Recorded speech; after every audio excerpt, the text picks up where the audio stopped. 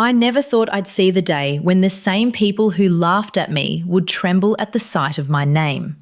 Yet here I was, standing in the Grand Hall of the Modern Art Museum in New York, my paintings glowing beneath perfect white lights. People I had only seen on TV were whispering, pointing, nodding in approval as they circled my canvases. And right behind them, my family. Their eyes widened like they were seeing a ghost. My brother's lips parted. My sister's painted smile froze, and my mother clutched her pearls like she couldn't breathe. They looked from the wall to me, then back again, as if trying to solve a riddle too cruel to be real. Because the signature on every painting was mine. I kept my face calm, even though my chest felt like a storm was locked inside it. For years they told me my art was nothing but a hobby. They said no one in their right mind would pay for doodles. They said my siblings had real talent, business, law, medicine, while I was only a dreamer. But the truth was splashed across those canvases, bold and undeniable. The crowd hushed as the museum director raised his voice. Ladies and gentlemen, we are honoured tonight to present the works of a visionary whose journey is as breathtaking as her art. Please welcome the one and only... I stepped forward into the spotlight. Cameras flashed. My name rolled across the hall like thunder. And that's when it happened. My brother pushed his way toward the stage, his hand raised like he had the right to interrupt. His face was pale, his smile crooked, but his voice was loud enough to cut through the applause. "Wait," he said. "You don't know the full story. These paintings aren't really hers. The crowd gasped. Reporters leaned forward.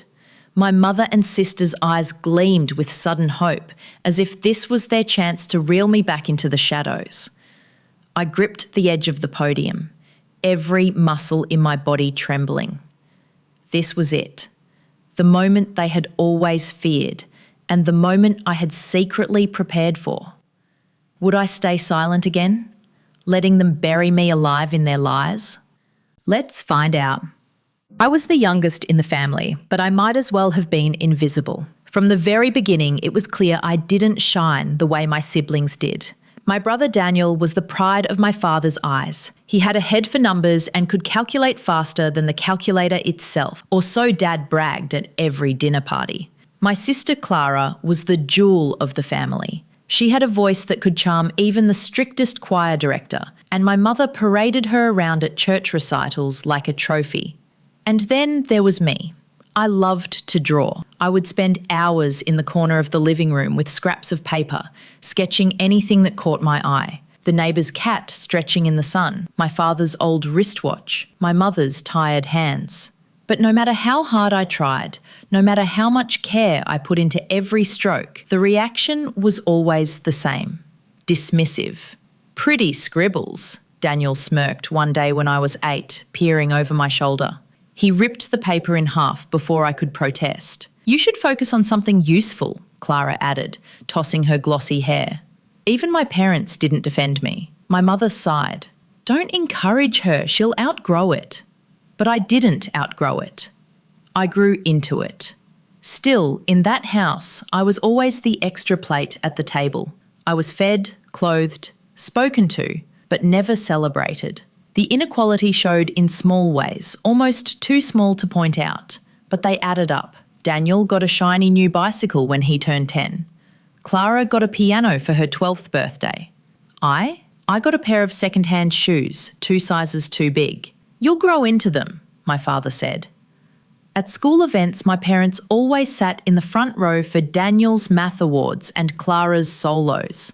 When my artwork was displayed on the classroom walls, they barely noticed. Once I tugged at my mother's sleeve, pointing excitedly at a drawing I had done of a sunflower. She gave a polite smile, then turned back to Clara. "Sing it again, darling." It stung, but I told myself they were busy, that maybe one day they would see me. The day I learned the truth came years later, when I was 16. My father gathered us in the living room. His voice was serious, heavy with importance. It's time you all understand the family's future. I've updated the inheritance. Daniel sat tall. Clara leaned forward. I folded my hands in my lap, heart racing. As the oldest son, Daniel will inherit the business. Clara will inherit the property in town. My father cleared his throat, avoiding my eyes. And you, well, he waved a hand vaguely in my direction. You're part of the family, of course. We'll see what we can arrange when the time comes. I remember the heat rising in my face. My chest ached as though someone had dropped a stone into it. But what about me? I asked softly. No one answered. My siblings smirked at each other, smug and secure. Mother reached for Clara's hand and said, "Don't worry about your sister. She has a good heart. That counts for something." That night, I sat awake in bed, staring at the ceiling. I realised I wasn't just overlooked. I was placed at the bottom, deliberately. I was family, yes, but only enough to sweep crumbs off their golden plates. And still, I told myself, maybe if I kept giving, kept sacrificing, they would one day accept me. But deep inside, a question had begun to form, one that would haunt me for years. What if they never would? The family showcase was my father's idea. He said it would show the world our gifts. He rented the hall at the community centre and invited neighbours, church friends, and some people from his business. I wore my cleanest dress and carried a small canvas. I told myself this would be the night they finally saw me. Daniel went first. He stood tall in his neat suit and walked the crowd through a slideshow on a borrowed projector. He spoke about profits and the family legacy. People clapped before he even finished each page. My father laughed loud and shook hands like the mayor. Clara went next. A soft blue light hit the stage. She sang a sweet song and her voice filled the hall like warm bread smells from a bakery. My mother wiped her eyes and whispered, "An angel." When Clara reached the high note, the room burst into cheers. She bowed and slipped into my mother's arms.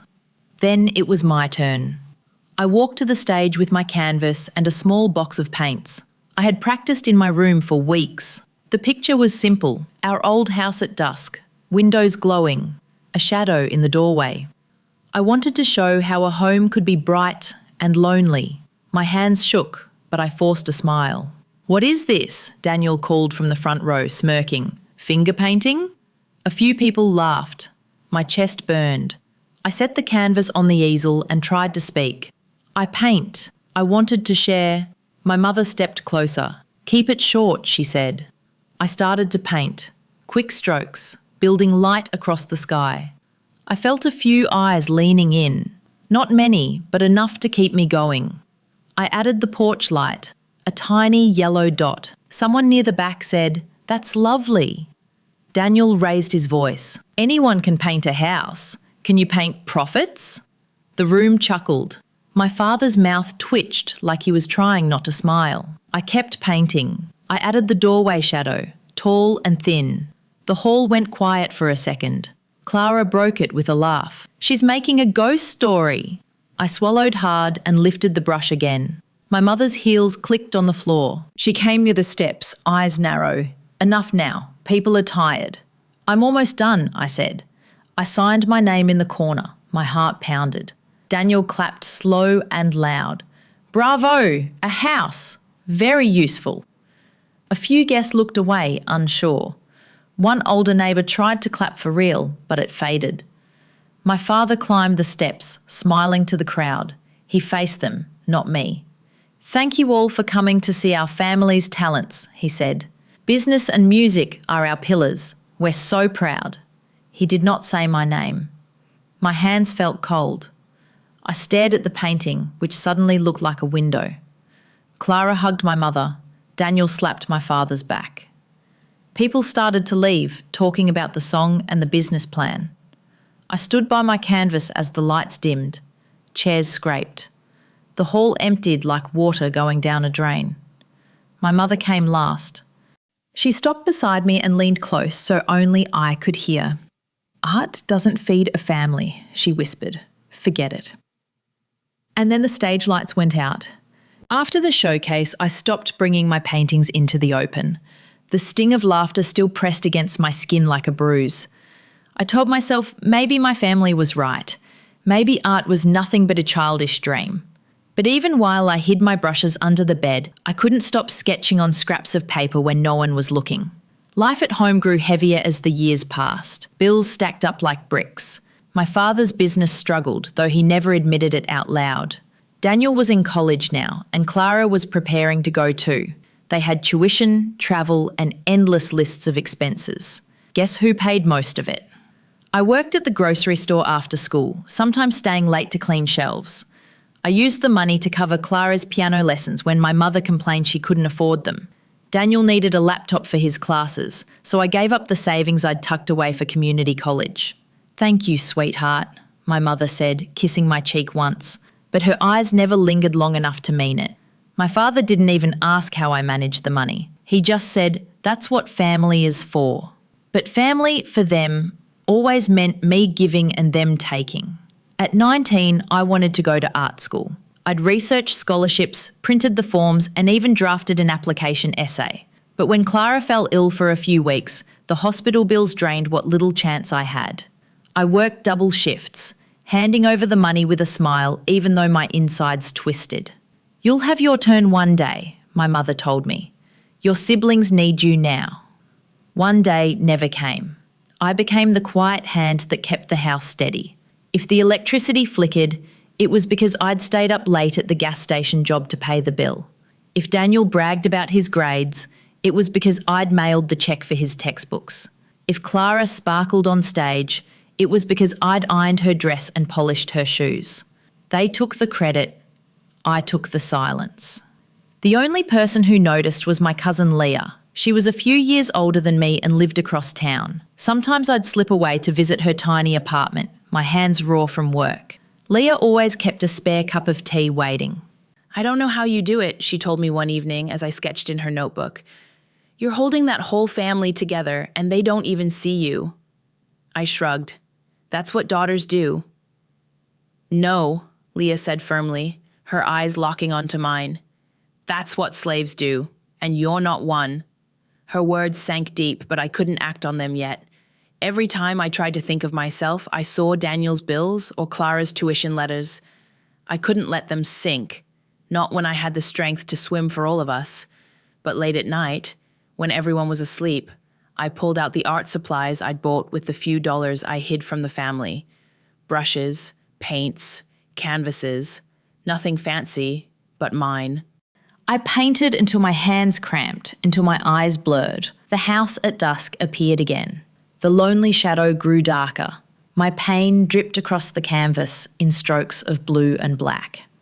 It was my secret rebellion, and one night, as I added the last streak of colour, I realised something. I wasn't painting for them anymore.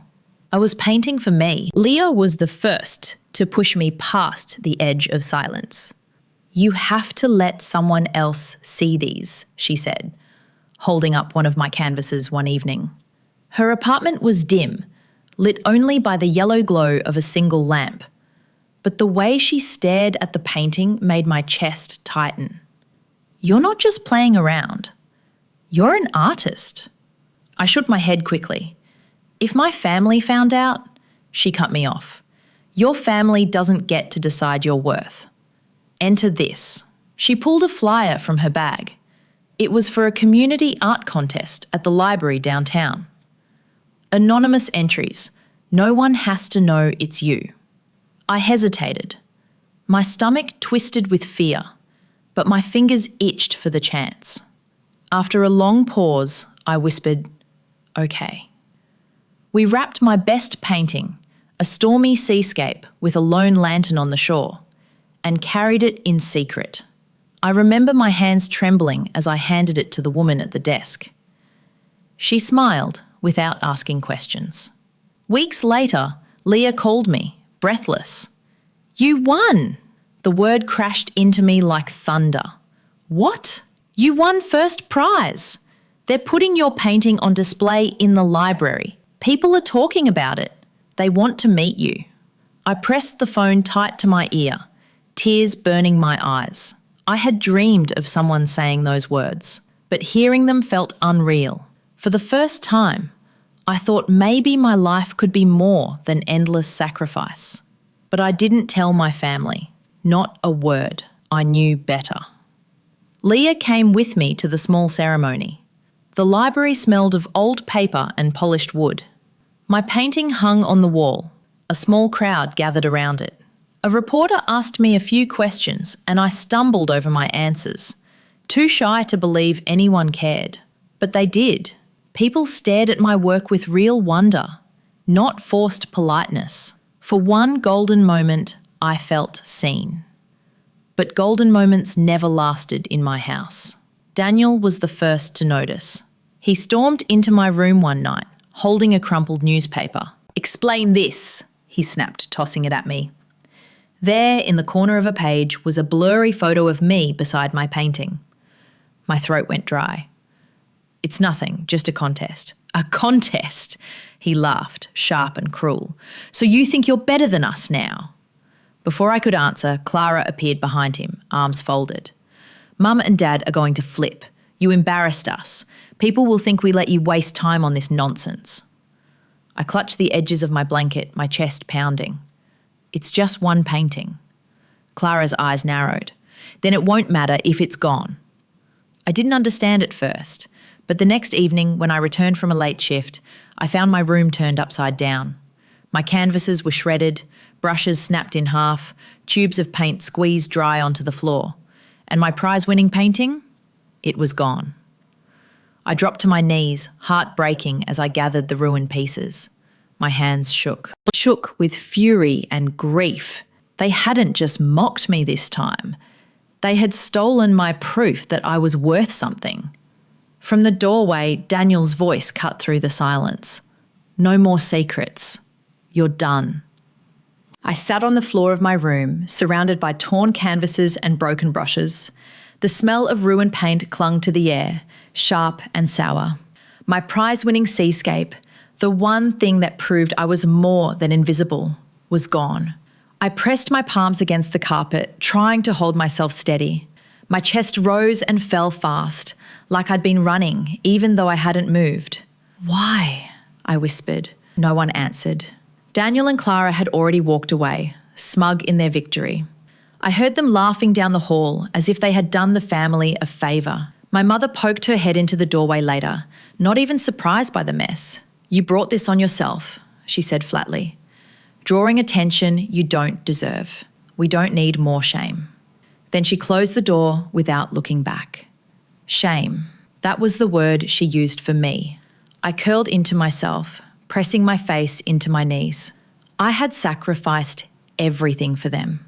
My wages, my time, my future. I had poured it all into keeping their lives shining.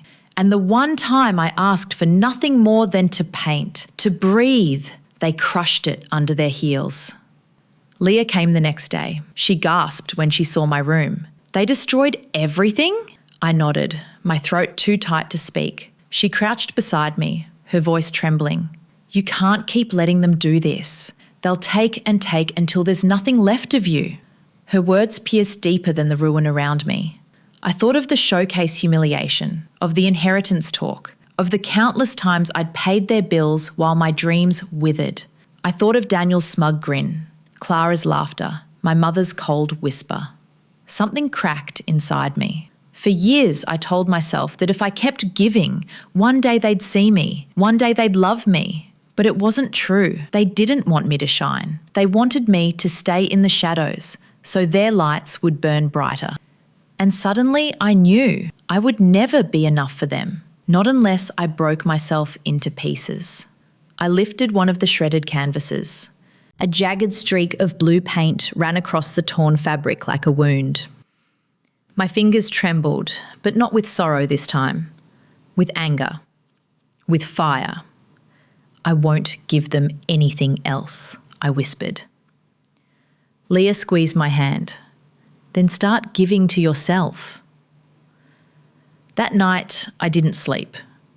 I sat at my desk, staring at a blank page.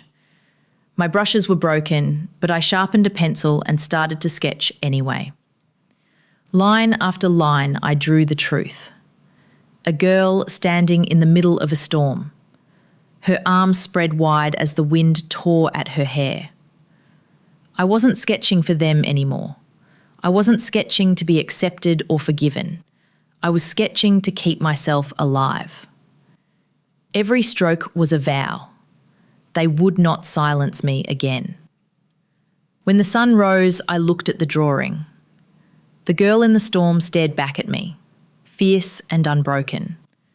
And I realised I was done being their servant, done being the forgotten daughter, done begging for scraps of love. From now on, I would paint.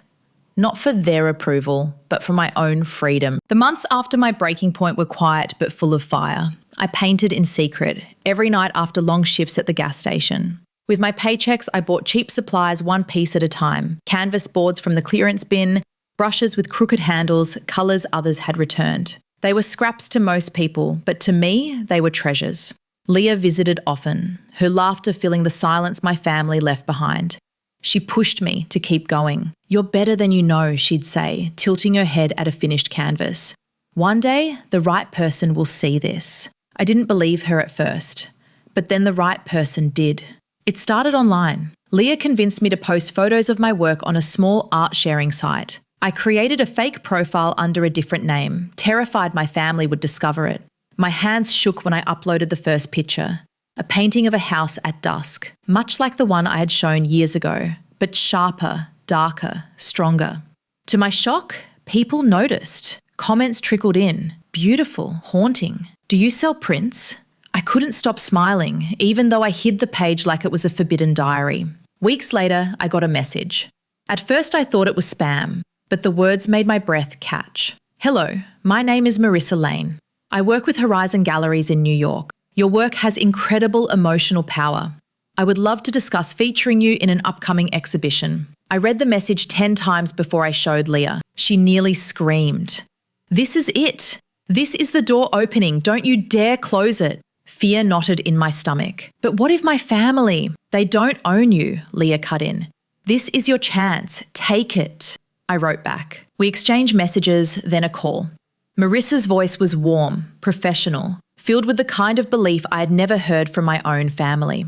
She asked about my process, my inspiration, my story.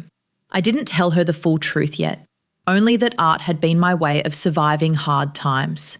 When she offered me a contract to prepare for a global exhibition, my heart pounded so hard I thought it might break through my ribs. I signed it, secretly, quietly, with trembling hands. The next weeks were a blur of stolen time. I painted harder than I ever had before, pouring every wound, every sacrifice, every betrayal into the canvases.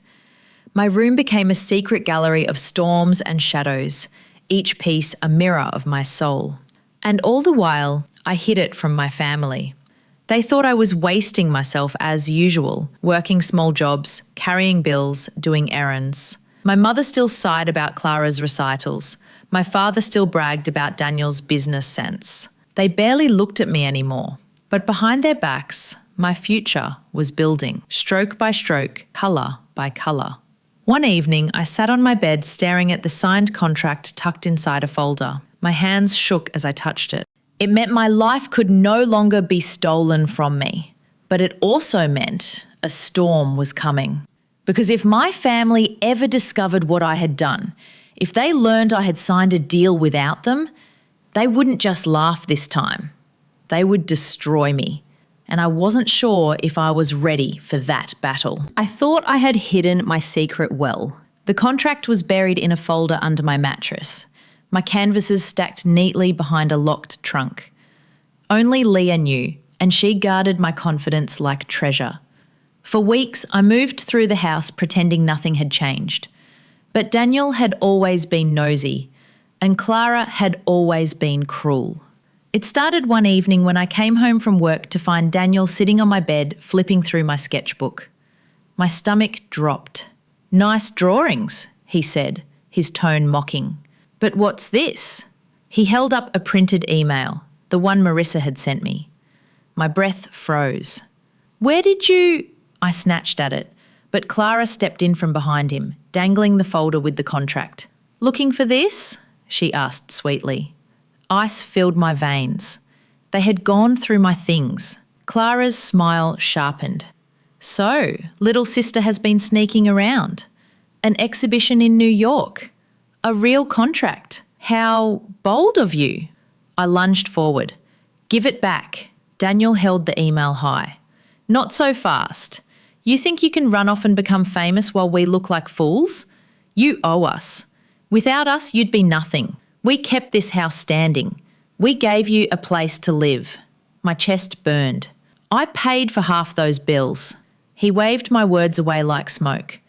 Details. Here's what's going to happen. You'll cut us in. A share of whatever money you get. A say in your career. Or, he tapped the contract, Mum and Dad hear about all this lying. You think they'll be proud? They'll tear you apart before the gallery ever gets the chance. Clara leaned closer, her perfume cloying. Sign a little side paper giving us credit, and maybe we'll keep quiet. You wouldn't want anyone to think you tricked your way into this, would you? My hands shook. Rage and fear battled inside me. For years, I had given them everything. My wages, my dreams, my silence. Now they wanted to steal my one piece of freedom before it even began. I whispered, You can't do this. Daniel smirked. We already did. At dinner that night, they played their roles perfectly. My father asked about Daniel's courses. My mother praised Clara's voice.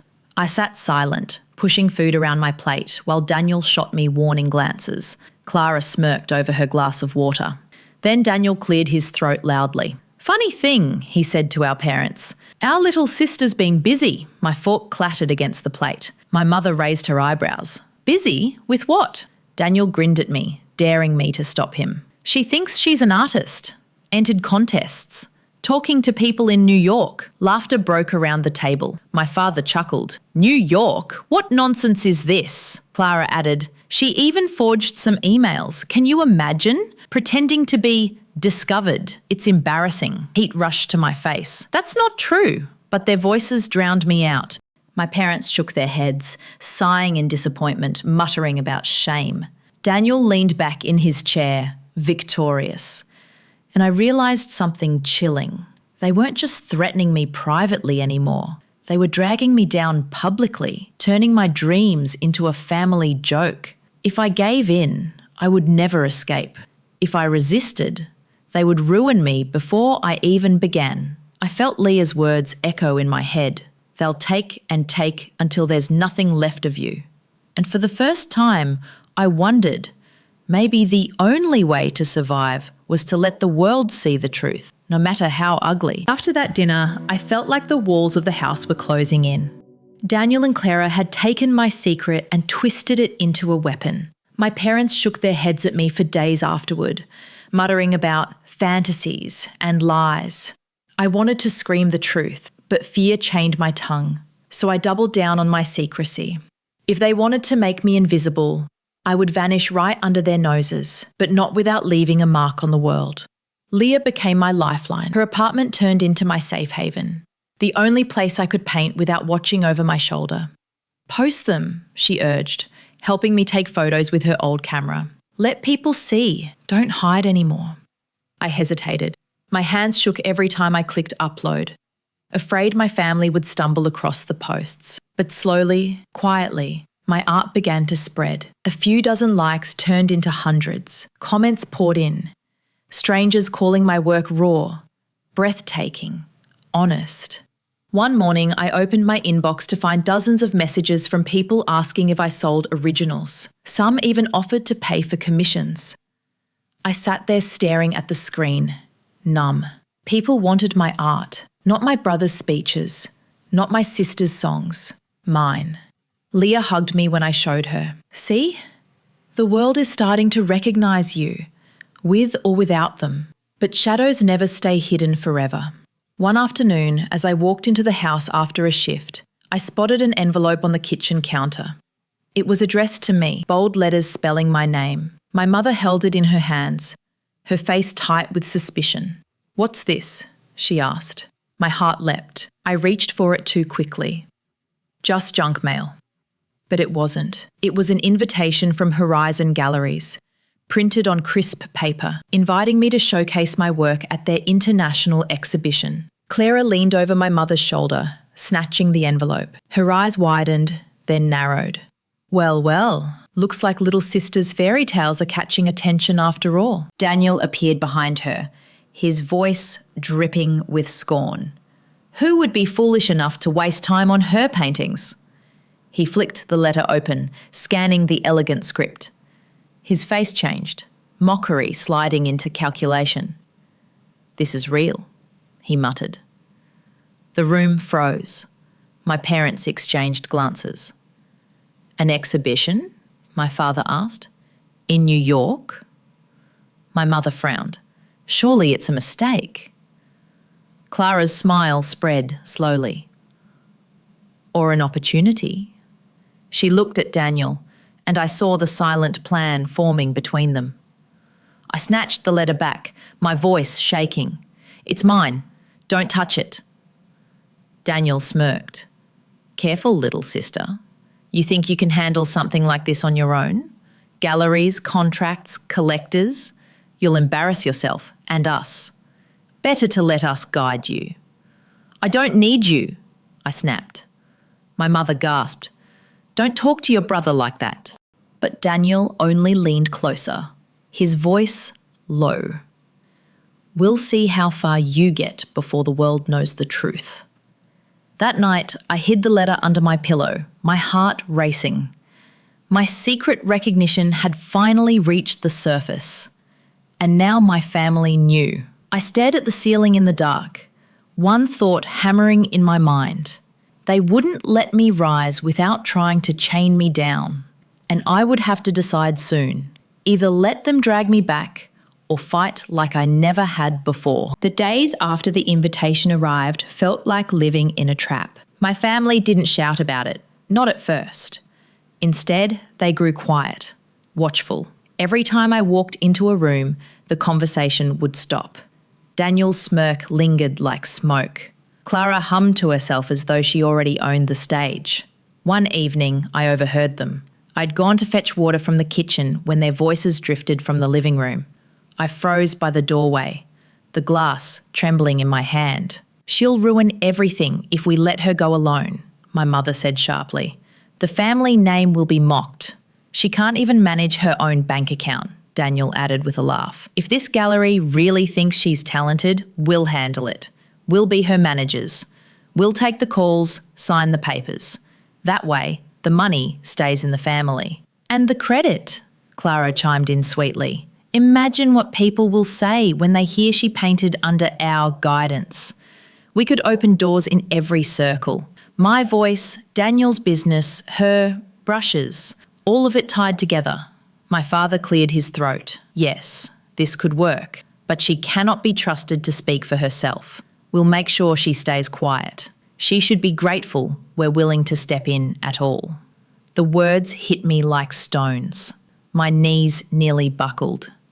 They didn't see me as an artist. They saw me as a tool, a stepping stone for their own ambitions. I backed away before they could notice me. In my room, I pressed my fist to my mouth to keep from screaming.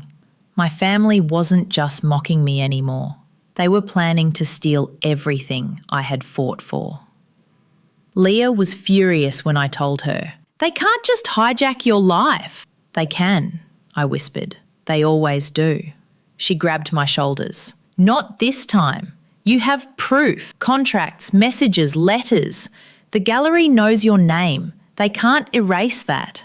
But I wasn't so sure. Daniel had a way of twisting stories until people believed him. Clara could cry on command and turn neighbours into her defenders. My parents carried enough authority to make anyone doubt me. And worse, Horizon Galleries didn't know the truth about my family. They didn't know how easily Daniel and Clara could slip into the picture, claiming to be my mentors or partners. If they showed up at the exhibition before I could speak, the world might believe them. The weight of it pressed against me day and night. I painted with trembling hands, afraid every stroke might be stolen. Each canvas felt like a secret treasure I had to guard with my life. One night, Leah sat with me as I finished a piece. A portrait of a girl with chains breaking around her wrists. "This is it," she whispered. "Your story. Your proof." I nodded, but my heart still raced. Because I knew my family wouldn't just sit back and let me have this. They were plotting, preparing. And when the day of the exhibition arrived, they would be there, smiling for cameras, ready to claim what was mine. The only question was, would I let them? The day of the exhibition arrived like a storm. New York's skyline gleamed against the pale morning sky as I stood outside Horizon Galleries, my hands clutching the invitation like a lifeline.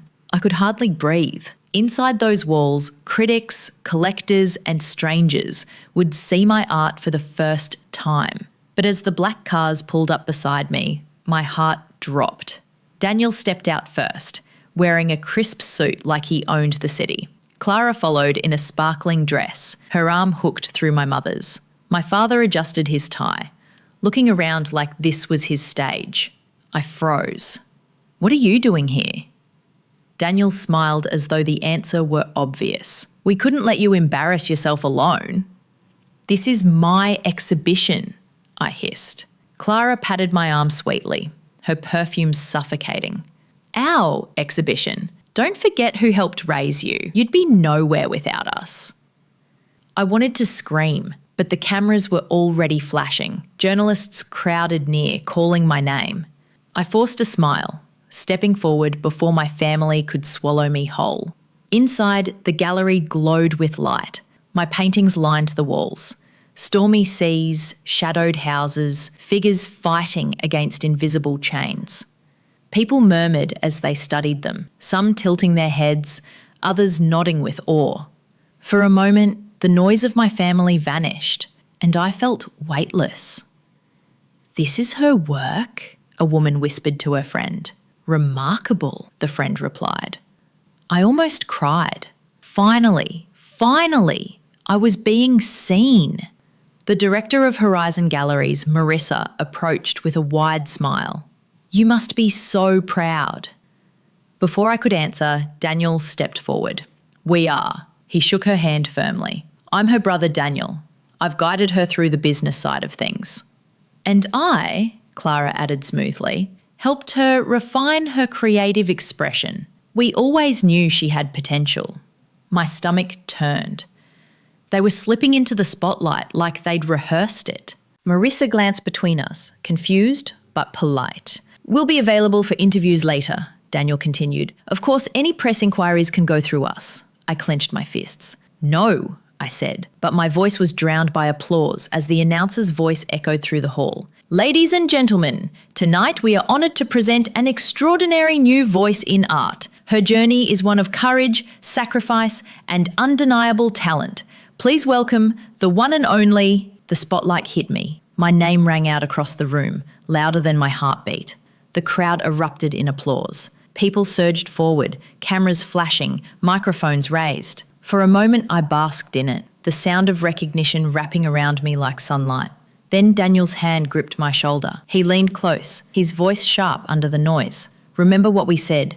Don't ruin this. Let us speak." Clara slipped beside him, her smile wide for the cameras. "We'll make sure the world understands where you came from. Who shaped you?" I stared at them, rage boiling. For years I had swallowed their lies, their ridicule, their theft. And now, on the biggest stage of my life, they wanted to erase me once more. The announcer handed me the microphone. My palms were slick with sweat. The crowd leaned forward, waiting for me to speak. And then Daniel stepped forward, smiling at the journalists. "Actually," he said, "you should know the full story. These paintings..." The microphone buzzed in my hand, but Daniel's voice carried over the applause, smooth and confident. "These paintings aren't really hers alone," he told the crowd, gesturing broadly. "She may have held the brush, but we guided her. We gave her the vision. Without us, there would be no exhibition tonight. Gasps rippled through the audience. Reporters scribbled furiously.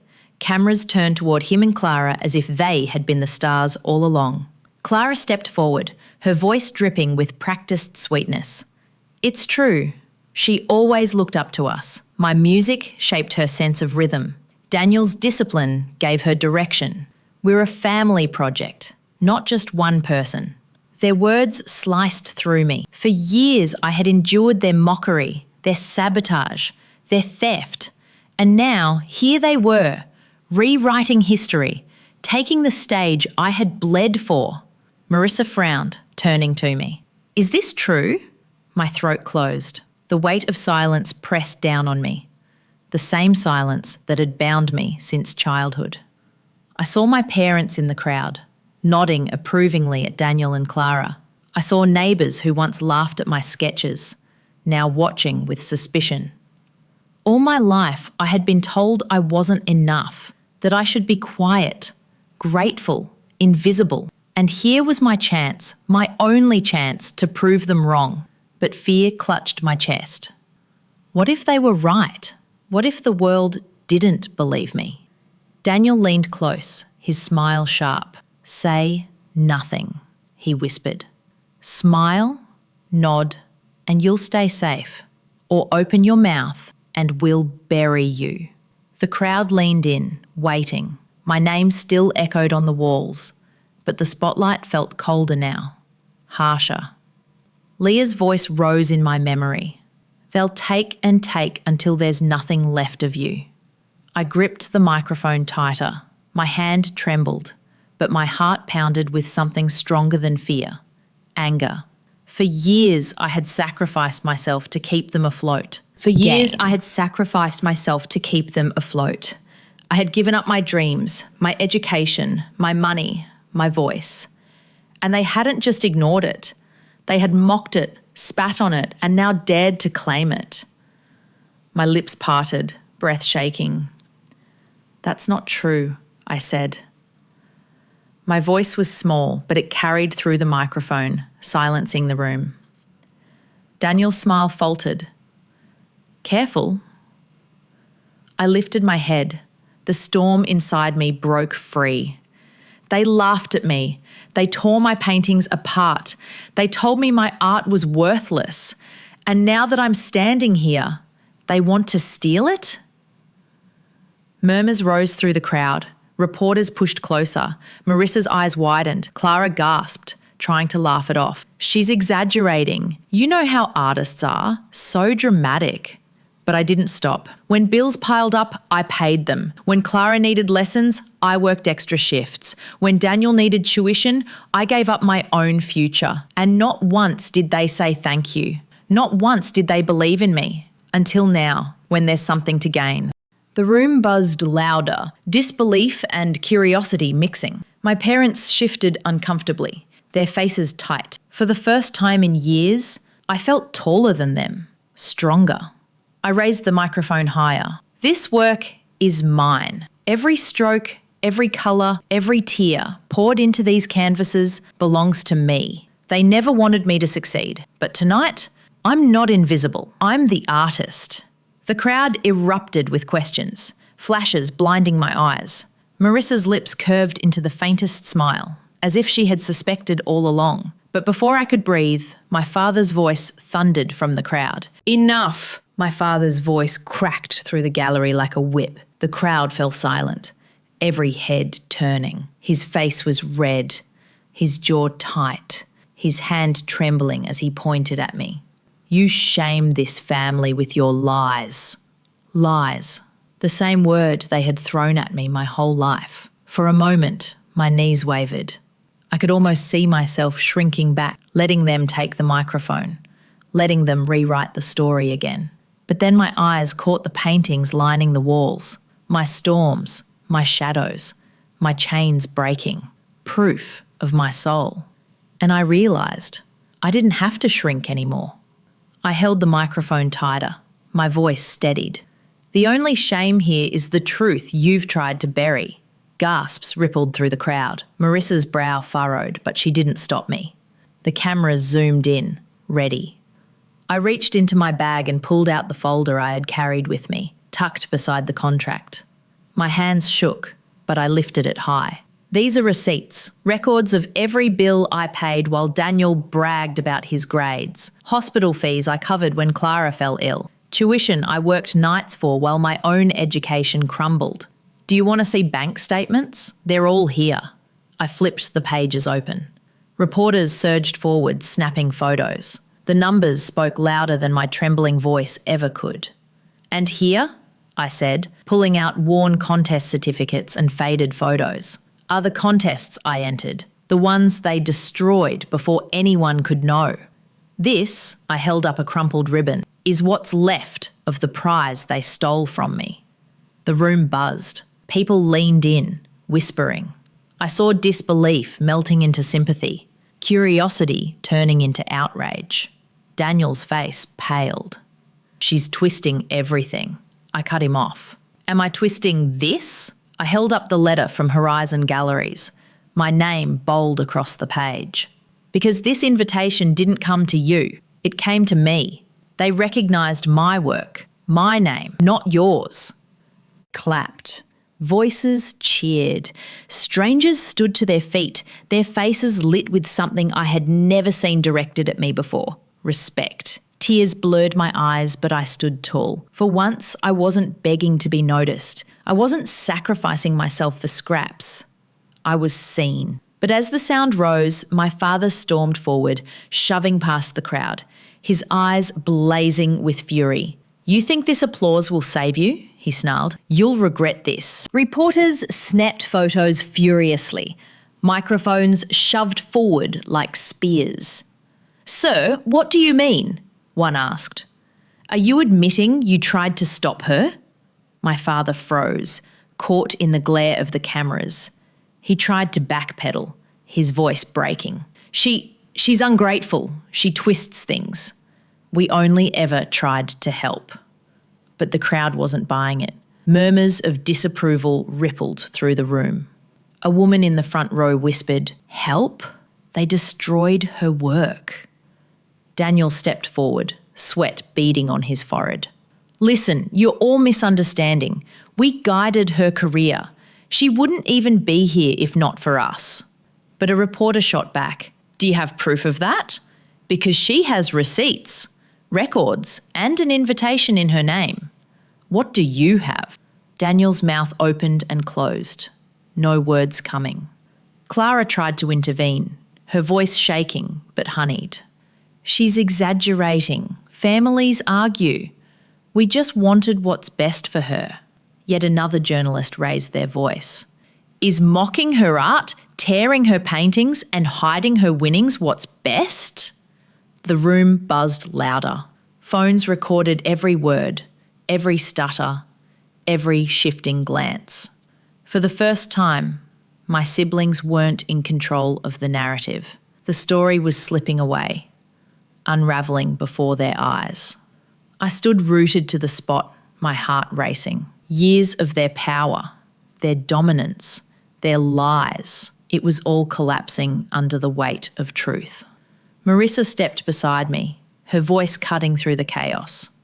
This artist speaks for herself. Horizon Galleries stands by her. Tonight is her triumph, not anyone else's. The applause that followed was deafening. Daniel's face twisted. He turned to me, desperation flickering in his eyes. You can't do this. We're family. You can't cut us out. I looked at him. Really looked. For years I had bent under his scorn, carrying his weight, funding his dreams. But now I saw him for what he was. I turned, meeting his wide, frantic eyes.